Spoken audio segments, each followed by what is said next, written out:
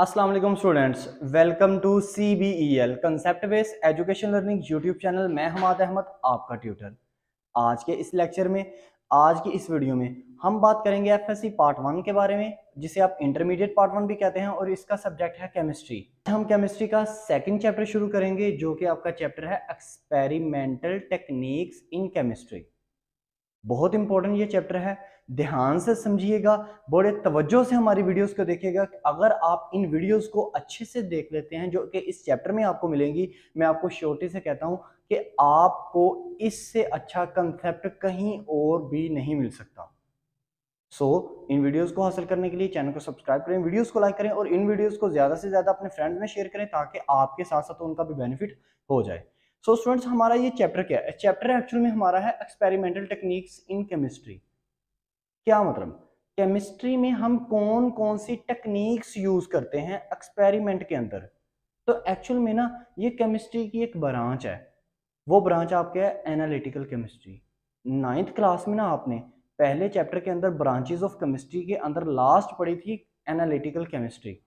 तो analytical chemistry एक ऐसी ब्रांच है जो कि एक्सपेरिमेंट्स करती है, और उन एक्सपेरिमेंट के अमल में मतलब मुख्तलिफ टेक्निक्स वो यूज करती हैं। तो वो टेक्निक्स क्या है, उनको देखने से पहले हम ये देखते हैं कि एनालिटिकल केमिस्ट्री की definition. Analytical chemistry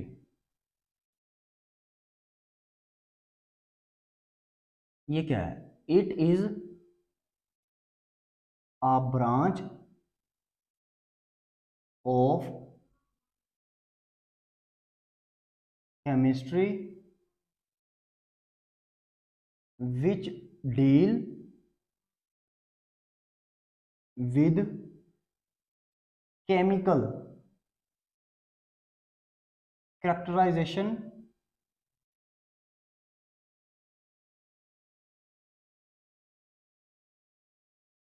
of chemical compound is called analytical chemistry।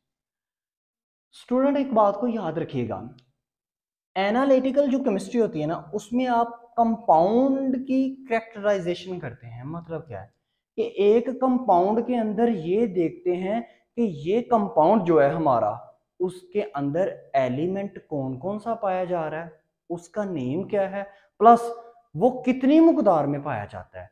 Actual में ना, आप कंपाउंड का एनालिसिस करते हैं। एनालिटिकल केमिस्ट्री में कंपाउंड का एनालिसिस करते हैं। तो वो कंपाउंड का जो एनालिसिस है, जांचना, कंपाउंड का मुशाहदा करना, कंपाउंड का मफरूजा करना, कंपाउंड को डिटेल में पढ़ना, एनालिसिस, उसको एनालिसिस कहते हैं। तो वो आप ऐसे तो नहीं ना पढ़ सकते, उसके लिए आप टेक्निक्स यूज करोगे, एक्सपेरिमेंट्स करोगे। इस वजह से कहा जाता है कि एनालिटिकल केमिस्ट्री में एक्सपेरिमेंट किए जाते हैं, और उन एक्सपेरिमेंट करने के लिए टेक्निक्स कुछ यूज की जाती हैं। तो आगे देखो, हम इसका एनालिसिस कर रहे हैं ना, तो एनालिसिस, एनालिटिकल केमिस्ट्री में एनालिसिस दो तरह का होता है।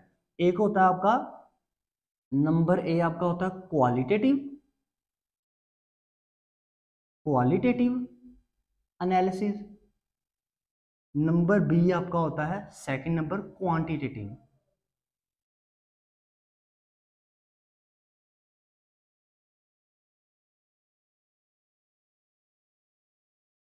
देखें, क्वालिटेटिव एनालिसिस का क्या मतलब, कि जब आप केमिस्ट्री के अंदर कंपाउंड का क्वालिटेटिव एनालिसिस करें, मतलब ये कि अगर आप कंपाउंड के अंदर ये जानना चाहते हैं ना कि इस कंपाउंड के अंदर एलिमेंट कौन कौन सा पाया जाता है, कार्बन है पाया जाता, क्या कंपाउंड के अंदर हाइड्रोजन भी पाया जाता है, क्या एक कंपाउंड के अंदर ऑक्सीजन भी पाया जाता है, क्या एक कंपाउंड के अंदर नाइट्रोजन भी पाया जाता है, या एक कंपाउंड के अंदर कौन कौन सा एलिमेंट पाया जाता है, उस उस एनालिसिस को कहते हैं क्वालिटेटिव एनालिसिस।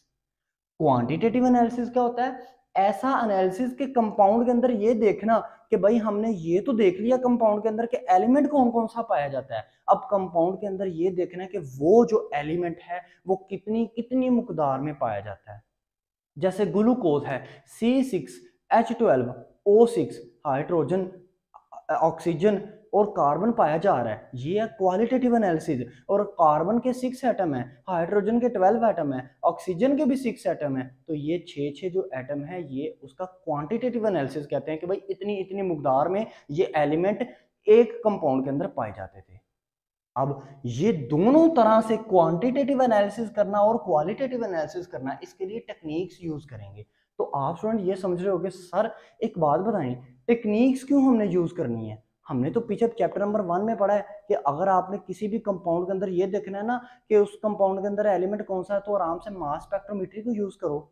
और अगर आपने किसी कंपाउंड के अंदर ये देखना है कि उस कंपाउंड के अंदर कार्बन कितनी मकदार में है, हाइड्रोजन या ऑक्सीजन या कोई और एलिमेंट कितनी मकदार में है, तो आराम से सर कंवेंशन एनालिसिस करते हैं। हमें क्यों ये चैप्टर के अंदर और कोई टेक्निक यूज करने का मतलब हम क्यों और कोई टेक्निक यूज करें? आप बिल्कुल ठीक सोच रहे हैं, लेकिन एक चीज बताओ, फर्ज करो मैं आपको कहता हूं कि आपके पास एक कंपाउंड है वाटर, तो इसमें आप ना उन दोनों प्रोसेस से ये तो मालूम कर लोगे, यानी कि मास स्पेक्ट्रोमेट्री और कन्वेंशन एनालिसिस से ये तो मालूम कर लोगे कि हाइड्रोजन और ऑक्सीजन पाया जाता है, हाइड्रोजन के 2 एटम्स पाए जाते हैं, ऑक्सीजन का एक एटम पाया जाता है। लेकिन एक बात मुझे बताना, जरा ध्यान से सुनना, अगर मैं कहता हूं कि मेरे पास ये वाटर है, लेकिन ये वाटर है प्योर नहीं है, मतलब प्योर नहीं है कि इसमें हल्की हल्की सी मिट्टी भी है, सैंड भी है, मतलब मेरे पास एक गिलास में ना, या मेरे पास एक बीकर में या एक बर्तन में, बीकर अक्सर बर्तन को कहते हैं,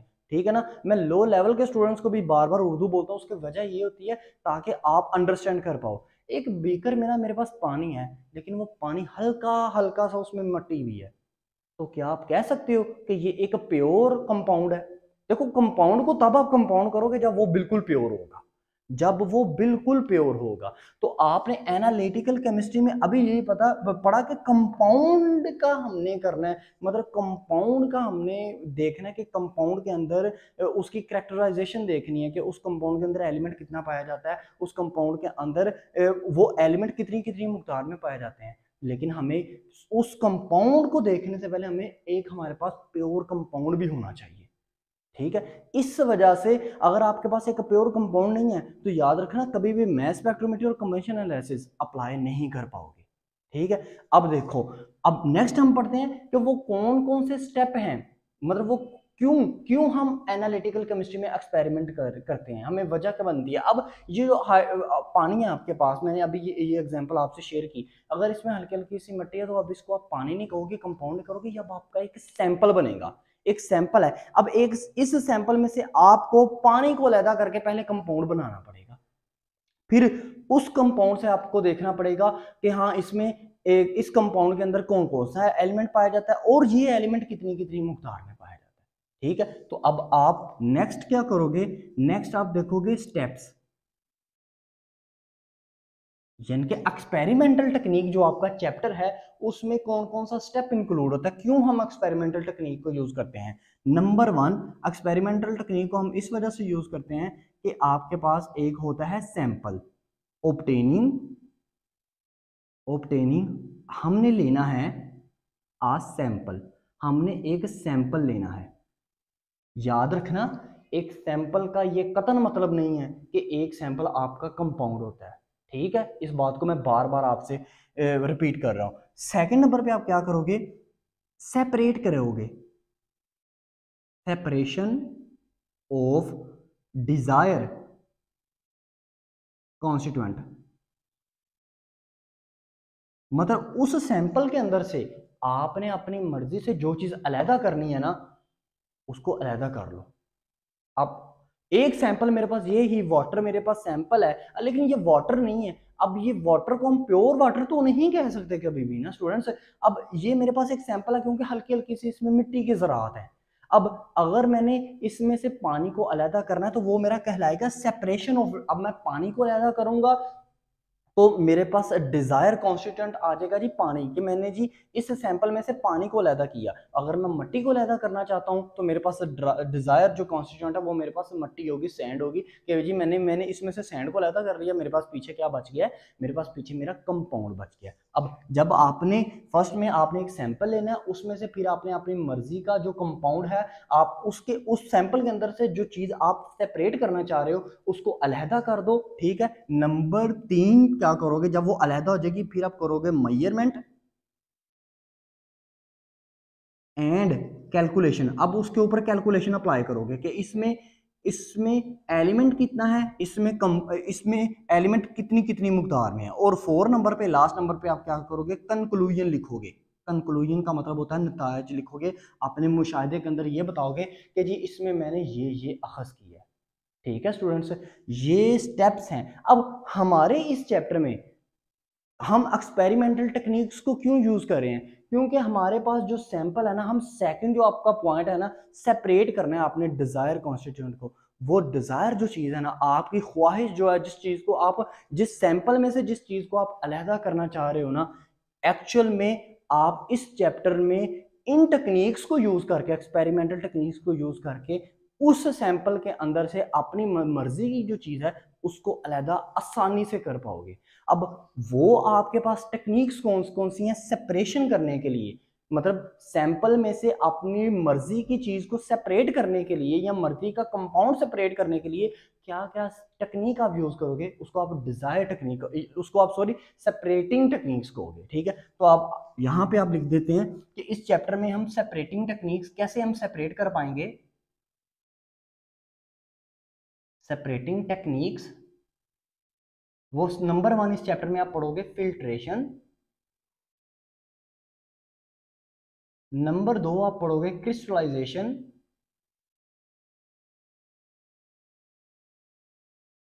नंबर 3 में आप पढ़ोगे सब्लिमेशन, नंबर 4 पे आप पढ़ोगे solvent construct, solvent extension, ETC। ठीक है स्टूडेंट्स, अब इन टेक्निक्स के मतलब मैं कहना ये चाह रहा हूं, फर्ज करो ये वाटर है आपके पास, वाटर के अंदर आपको हल्के हल्के से मिट्टी के ज़रात मिल रहे हैं, तो अगर आपने मिट्टी के ज़रात को ना अलहदा करना है ना, वाटर को आपने अलहदा करना है, मिट्टी को अलहदा करना है, तो आप फिल्ट्रेशन, क्रिस्टलाइजेशन, आप सॉल्वेंट एक्सटेंशन, आप सब्लिमेशन, इनमें से कोई सा भी प्रोसेस यूज करके ना स्टूडेंट अलहदा कर सकते हो। फिर वो आपका कंपाउंड बन जाएगा, कंपाउंड अलहदा हो जाएगा, उस कंपाउंड से फिर आप ये जान पाओगे कि इसके अंदर एलिमेंट कौन कौन सा पाया जाता है और वो एलिमेंट कितनी कितनी मकदार में पाया जाता है। तो ये आपकी सेपरेटिंग टेक्निक्स होगी। अब ये सेपरेटिंग टेक्निक्स में आज जो हम पढ़ेंगे वो हम पढ़ेंगे 2.1 हमारा टॉपिक है, वो है फिल्ट्रेशन का। ठीक है, अब ये फिल्ट्रेशन क्या होता है इसको डिटेल में एक्सप्लेन करता हूं आपसे। हमारा टॉपिक है फिल्ट्रेशन, तो फिल्ट्रेशन एक्चुअल में हमारा टॉपिक है 2.1 टॉपिक फिल्ट्रेशन। अच्छा स्टूडेंट्स, डेफिनेशन तो आपको सारे समझाएंगे, वो आप याद भी कर लोगे। फिल्ट्रेशन का अमल आपको आसान लैंग्वेज में बताता हूँ, फिल्ट्रेशन का अमल होता क्या है। देखें स्टूडेंट्स, फिल्ट्रेशन क्या है, फिल्ट्रेशन का अमल एक ऐसा अमल है जिसमें आप इनसोल्युबल पार्टिकल्स को अलहदा करते हो सोल्युबल पार्टिकल्स से। मिसाल के तौर पर याद रखना स्टूडेंट एक बात है, मैं कहता हूं H2O वाटर है मेरे पास, लेकिन इसमें हल्की सी सैंड भी है। तो यार मुझे एक बात बताओ, सोल्युबल पार्टिकल इनमें से कौन सा है और इनसोल्युबल पार्टिकल कौन सा है। उर्दू में बताता हूँ, सोल्युबल पार्टिकल्स होता है ऐसी चीज जो हल पजीर हो, हल हो जाए। इनसोल्युबल चीज होती है ऐसी चीज जो मतलब ना हल पजीर हो, गैर हल पजीर हो। ठीक है, अब बताओ मट्टी, मट्टी को पानी में भगाओ, क्या मट्टी हल होती है कि पानी उसमें मिक्सअप होता है। याद रखिएगा, आप स्टूडेंट ने भी देखा होगा मट्टी कभी हल नहीं होती। ठीक है, तो इसका मतलब है मिट्टी यहाँ पे क्या है, एक इनसोल्युबल पार्टिकल है। वाटर क्या है, सोल्युबल पार्टिकल है। और अगर आपने इनसोल्युबल पार्टिकल को सोल्युबल पार्टिकल से अलहदा कर दिया तो वो अलहदा करने का अमल आपका फिल्ट्रेशन कहलाएगा। ठीक है, अब एक और एग्जांपल देखो, मेरे पास है H2O, फिर है मेरे पास वाटर, मेरे पास साथ है शुगर। ले जी मैंने शुगर इसके अंदर मिक्सअप की, मुझे बताओ क्या शुगर इनसोल्युबल पार्टिकल है कि सोल्युबल पार्टिकल है। स्टूडेंट्स याद रखना बात, पानी के अंदर लो, शुगर मिक्स कर लो उसके अंदर, कभी भी आप पानी के अंदर शुगर नहीं हटा पाओगे, कभी उसको अलहदा नहीं कर पाओगे, सेपरेट नहीं कर पाओगे। वजह क्या है, क्योंकि आपने भी ये देखा होगा, देखने से आपको पता चल जाएगा कि जब भी आप पानी के अंदर चीनी डालोगे, उसको मिक्सअप करोगे, वो तो चीनी और पानी बिल्कुल सेम लगेगा, हाँ कलर हल्का सा चेंज हो जाएगा, लेकिन कभी भी आपको जो शुगर है वो अलहदा अलहदा नजर नहीं आएगी, उसके पार्टिकल्स आपको नजर नहीं आएंगे। जैसे कि आप पानी में अगर बजरी जो बजरी है या हल्के हल्के सी मट्टी के ज़रात हैं, वो आपको दिखते हैं, नजर आते हैं आपको, उनको आप अलहदा कर सकते हो क्योंकि वो हल नहीं होते पानी के अंदर। ठीक है, तो अगर आपके दो सोल्यूबल पार्टिकल्स हैं जैसे कि वाटर और शुगर, उनको कभी भी आप फिल्ट्रेशन की मदद से उसको सेपरेट नहीं कर सकते। ठीक है, हाँ सोल्यूबल पार्टिकल को इनसोल्यूबल पार्टिकल से अलहदा किया जा सकता है, इनसोल्यूबल पार्टिकल्स को सोल्यूबल पार्टिकल से अलहदा किया जा सकता है। अब मैं ना आपको एक जनरल एग्जांपल देता हूं। अब देखो एक बात सुनो, मैंने ना बहुत से स्टूडेंट ऐसे हैं जो चाय पीते हैं, ठीक है, मैंने कहा कि अच्छा मुझे ना चाय बना के दो, मुझे चाय बना के दी किसी ने, अब उस चाय के अंदर ना पत्ती है, मैं वो वर्ड्स यूज करूंगा जो आपको जरा इजीली समझ में आ जाए। अब उसके अंदर पत्ती है, मैंने कहा नहीं, ये चाय के अंदर नीचे पत्ती, मतलब नीचे अब वो कप के अंदर नीचे पत्ती बैठी हुई है, मैंने उसको कहा कि मुझे ना इस पत्ती को अलहदा करके दो, तो आप क्या करोगे? आप एक वो किचन में एक पोनी टाइप से एक चीज होती है, आप उसमें चाय चाय डालोगे, नीचे एक बर्तन रखोगे, ऊपर से चाय डालते रहोगे, वो जो पत्ती है वो उसके ऊपर ठहर जाएगी और नीचे से जो आपका लिक्विड है वो नीचे वाले बर्तन में चले जाएगा, और आप क्या करोगे, वो इनसोल्यूबल पार्टिकल को सोल्यूबल पार्टिकल से अलहदा कर लिया। या उल्ट समझ लो कि सोल्यूबल पार्टिकल जो आपका था ना चाय, उसको आपने इनसोल्यूबल पार्टिकल से अलहदा कर लिया। ये आपकी देखो एक जर्नल एग्जांपल है। हाँ, इस एग्जांपल को ऐसे ले लो, हम फिल्टर प्लांट्स नहीं होते, मिसाल के तौर पर ये हमारे जो वाटर प्लांट लगे होते हैं, तो पानी को वो क्या करते हैं, फिल्ट्रेट करके हमें देते हैं। तो उन्होंने क्या लगाया था उस प्लांट के अंदर, उन्होंने कुछ ऐसा मटेरियल यूज किया जाता है, उन्होंने फिल्टर फिल्टर किया जाता है, मतलब उस पानी को जो हमारा वाटर होता है उसके अंदर जो येलो ज़रात होते हैं या और डिफरेंट ज़रात होते हैं, उसको वो फिल्टर जो है वो अलहदा कर देता है और हमें एक प्योर वाटर देता है। तो ये देखें, ये आपकी जर्नल एग्जांपल है। तो फिल्ट्रेशन के अमल में आप वो क्या यूज आप कर सकते हो, आप फिल्ट्रेशन वो मतलब कोई भी आपका फिल्ट्रेशन का अमल है, उसमें आप क्या कर सकते हो, आप कॉटन, मतलब अब देखो ना, मैं कॉटन लूँ, मैं यहाँ जाली टाइप कपड़ा, अक्सर ना अब तो मतलब जदीद टेक्नोलॉजी आ गया, पहले ना कभी औरतें क्या किया करती थी, अक्सर जो स्टूडेंट्स ना मतलब ये देहाती फैमिली से बिलोंग करते हैं, तो वो जब मक्खन निकालती हैं खवातीन, तो वो क्या करती हैं, वो मतलब जो चीज होती है, जो आप वो बर्तन जो होता है उसके ऊपर ऐसे एक कपड़ा, जो एक बिल्कुल कॉटन टाइप एक कपड़ा होता है, बारीक बारीक सुराख जिसमें होते हैं, वो ऊपर रखते हैं और उसके ऊपर से ऐसे, मतलब जो आपके पास लिक्विड होता है, लस्सी जिसे कहते हैं, उसको ऐसे उंडेलते जाते हैं और मक्खन जो आपका है वो उस जाली टाइप कपड़े के ऊपर ठहर जाता है।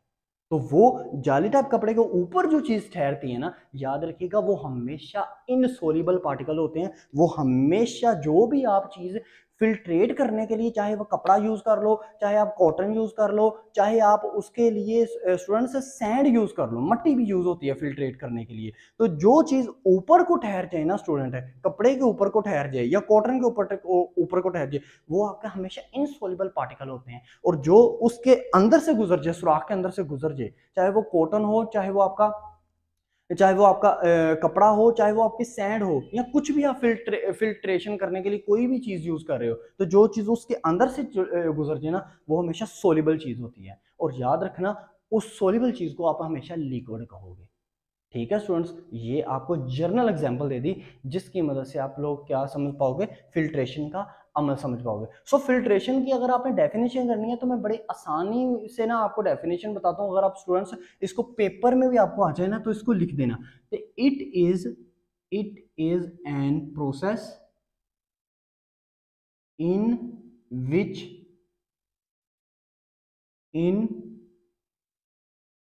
Soluble particles particles are separated within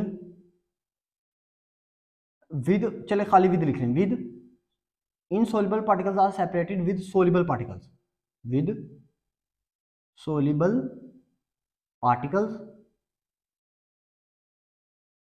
and vice versa vice versa अब ये वाइस वर्सा का क्या मतलब होता है, अक्सर स्टूडेंट यही नहीं समझ आते, इसका उल्ट मतलब सोल्यूबल पार्टिकल से इनसोल्यूबल पार्टिकल को अलग करना। इसको आप उल्ट भी लिख सकते हो कि ईटी, मतलब इसको आप ऐसे लिख लो कि in which we separate soluble particles with insoluble particles. ठीक है ना स्टूडेंट्स, तो वाइस वर्सा का ये मतलब होता है। अब देखो फिल्ट्रेशन के अमल के लिए, अब ये तो मैंने ना जनरल आपको बताया ना कि आप कॉटन यूज कर लो, आप कपड़ा यूज कर लो, लेकिन फिल्ट्रेशन के अमल में हमारी केमिस्ट्री में कौन कौन सी चीजें यूज की जाती हैं, मतलब फिल्ट्रेशन का अमल कितने वे, वो कौन कौन से तरीके हैं जिसकी मदद से फिल्ट्रेशन का अमल किया जाता है, वो दो तरह के तरीके हैं। ठीक है, यहाँ पे लिखते हैं वे ऑफ फिल्ट्रेशन, फिल्ट्रेशन, अब वे ऑफ फिल्ट्रेशन दो हैं स्टूडेंट्स। नंबर वन आपके पास क्या है, नंबर वन आपके पास है filtration, filtration through through filter paper, filter paper. और सेकंड है आपका फिल्ट्रेशन थ्रू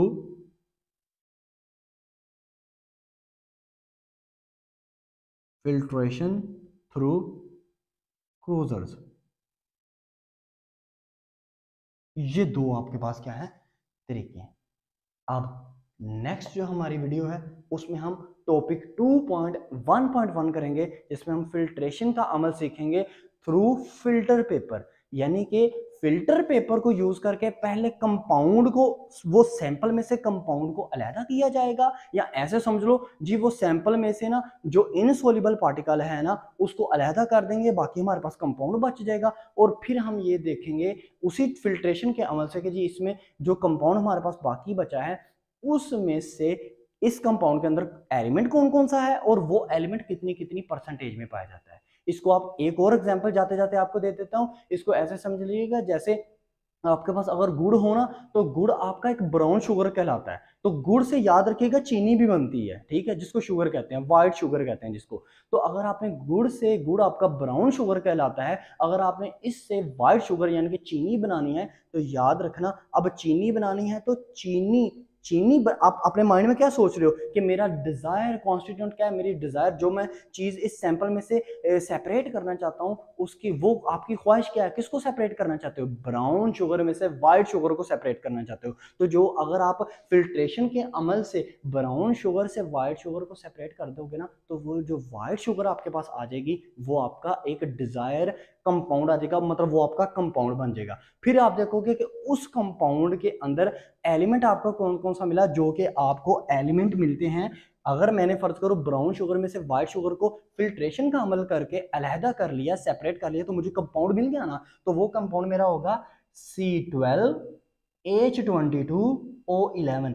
अब बहुत से बच्चे ये सोच रहे होंगे सर ये तो सुक्रोज है, भाई सुक्रोज को ही शुगर कहते हैं, ठीक है ना। तो यहां से फिर क्या, वो सैंपल में से फिल्ट्रेशन का अमल अमल हमें ये बताएगा कि इसमें कार्बन इतनी, कार्बन हाइड्रोजन और ऑक्सीजन पाई जाती है, कार्बन इतनी है, हाइड्रोजन इतनी है, ऑक्सीजन इतनी है। आई होप सो स्टूडेंट्स ये आपको अच्छे से समझ आ गया होगा। लेक्चर को बार बार देखिएगा क्योंकि ये बेसिक कॉन्सेप्ट है। अगर इंट्रोडक्शन और उससे आगे वाला जो जितने भी कॉन्सेप्ट हैं वो अच्छी तरह समझ में आ जाए तो फिर होल चैप्टर में, तमाम चैप्टर में हमें कोई परेशानी नहीं बनती। वीडियो अच्छी लगी तो लाइक कीजिएगा, चैनल को सब्सक्राइब कीजिएगा। अब तक के लिए इतना ही। अपना ख्याल रखें, अपने इस यूट्यूब चैनल का भी। अल्लाह हाफिज़।